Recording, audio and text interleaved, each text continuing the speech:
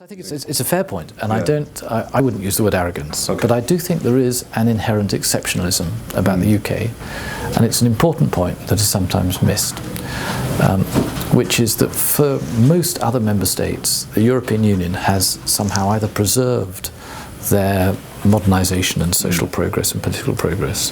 For example, in Portugal and Spain, I mean, it's consolidated their move away from fascism into the democratic era.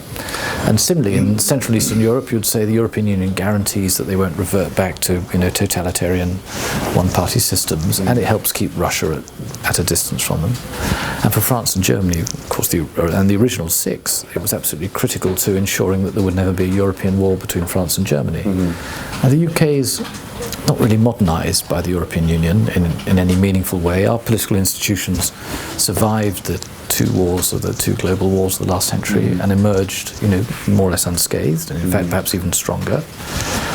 So we don't feel like, I think, that sort of visceral sense that belonging to the European Union is vitally important for maintaining ourselves as the country that we want to be. What has the EU ever done for us?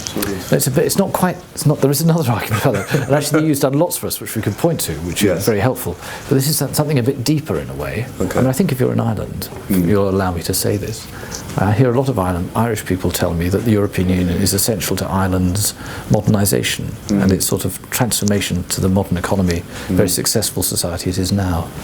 You can't quite say that about the UK. So the UK doesn't really fit any of those categories.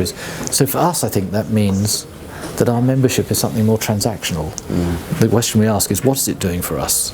And are the benefits of membership, do they outweigh, the disadvantages?